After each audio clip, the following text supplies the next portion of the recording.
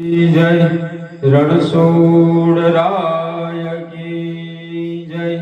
श्री काल भैरव दादानी जय। सत्य सनातन धर्म की जय।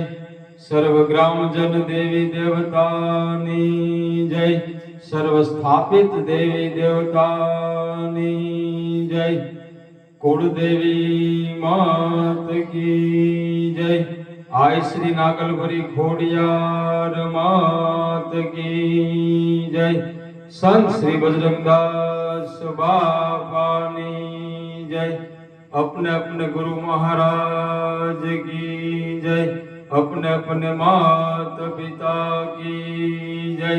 नमः पार्वती पति हर हर महादेव हर। आ पुरुषोत्तम मासनी जे एकादशी છે એને પદ્મની એકાદશી કહેવામાં આવે છે।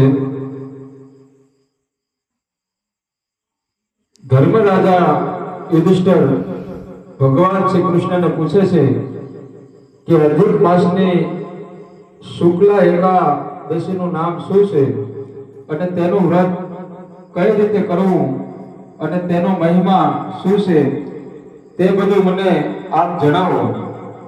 કેમ કે આ અધિક 3 વર્ષે એકવાર આવે છે। આ માસમાં કોઈ ઉપવાસ કરે છે તો કોઈ એકટાણા કરે છે। ભગવાન શ્રી કૃષ્ણ જણાવે છે કે આ એકાદશી પદ્મની એકાદશી તરીકે ઓળખાય છે। આ એકાદશીનું માધ્યમ બ્રહ્માજીએ નારદજીને કહ્યું હતું તે તમે શાંતિથી સાંભળો। ત્રેતા યુગમાં મહેશ્મતીની નગરીમાં હય નામનો એક રાજા રાજ કરતો હતો અને તેના વંશમાં મહાપરાક્રમી કીર્તિવીર્યનો જન્મ થયો હતો। તેને 1000 સ્ત્રીઓ હતી, છતાં કોઈને એક પણ પુત્ર નહોતો। પુત્ર માટે રાજાએ તમામ વ્રત નિયમો કર્યા, છતાં કોઈ શુભ પરિણામ ન આવ્યું। સંતાનહીન રાજાને આથી વૈરાગ્ય ઉત્પન્ન થયું। તેથી તે રાજપાટ છોડી અને જંગલમાં તપ કરવા નીકળી પડ્યો। તેની સાથે તેની માનેતી પત્ની પદ્મની પણ ગઈ।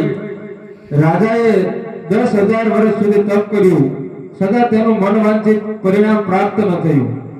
રાજાનું શરીર વર્ષોના તપને કારણે હાડપિંજર જેવું બની ગયું। એક દિવસ મહાસતી અનસૂયાના આશ્રમમાં તે જઈ પહોંચ્યા અને તેમની સમક્ષ પોતાની મૂંઝવણ પદ્મનીએ જણાવી। અનસૂયાએ જણાવ્યું કે ભગવાનની ભક્તિ પ્રસન્ન કરી અને પુત્રનું વરદાન પામવા તેમણે તપની એકાદશીનું વ્રત વિધિપૂર્વક કરવું જોઈએ।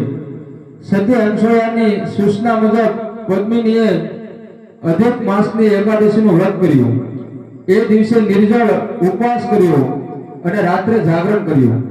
વ્રત પૂરું થતા ભગવાન ગુરુડ ઉપર બેસી તે પતિ પત્ની પાસે આવ્યા અને કહ્યું કે હે રાજા, તારી પત્નીને એકાદશીનું વ્રત કરવાથી હું પ્રસન્ન થયો છું। તારા મનમાં જે ઈચ્છા હોય તે વરદાન માગી લે। રાજાએ હાથ જોડીને કહ્યું કે હે પ્રભુ, મને બળવાન, તેજસ્વી અને ગુણવાન પુત્ર આપો। તેને દેવ દૈત અગર કોઈ માનવ પણ ન જીતી શકે તેવો સમર્થ હોવો જોઈએ। ભગવાને કહ્યું તથાસ્તુ, તથાસ્તુ કહી વરદાન આપ્યું। પછી રાજાનું શરીર પહેલા જેવું કાંતિવાન બની ગયું। રાજા અને તેની પત્ની પોતાના નગરમાં પાછા ફર્યા અને તે પછી પદ્મિનીએ પેટે એક તેજસ્વી અને મહાપ્રતાપી પુત્ર થયો અને એને ત્રિલોકમાં કોઈ જીતી શક્યું નહીં। એના પરાક્રમથી લંકાપતિ રાવણ પણ તેની સામે હારી ગયો। આ બધું પદ્મની એકાદશીના પ્રતાપથી શક્ય બન્યું। દશમને દિવસે આરંભ કરવો।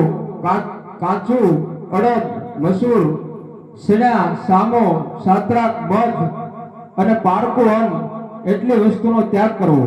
રાત્રે જમીન ઉપર સૂવું એકાદશીના દિવસે સવારે વહેલા ઉઠી પ્રાતકર્મ પતાવી માટી તથા આમળા વગેરેને ભગવાન વિષ્ણુની પૂજા કરવી. માટીને એટલા માટે માથે ચડાવી કે ભગવાનને વરાહ અવતાર ધારણ કર્યો હતો, છતાં એટલા માટે કે દેહમાંથી નીકળેલી હોય પવિત્ર છે. પૃથ્વીને તે પવિત્ર બનાવે છે. આમળા એટલા માટે મળવા કે બ્રહ્મદેવને થૂકમાંથી ઉત્પન્ન થઈ અને ત્રિભુવનને પાવન કરનારા છે.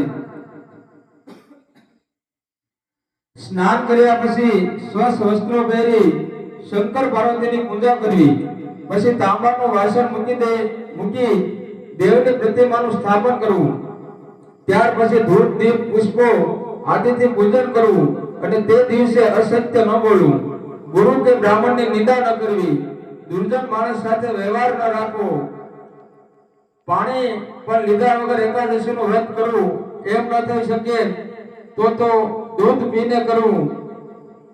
રાત્રે દેવ મંદિરે જાગરણ કરી ભક્તિ કરવી અને સૂર્યોદય પૂજન કરવું અને બ્રાહ્મણને ભોજન કરાવવું. ઇતિશ્રી સ્કંદ પુરાણે અધિક માસ શુક્લ પક્ષ પવિત્ર પદ્મની એકાદશી સમાપ્ત. બોલો રામદેવજી મહારાજ કી જય. રામચંદ્ર ભગવાન કી જય. નમઃ પાર્વતી પતે. હર હર મહાદેવ.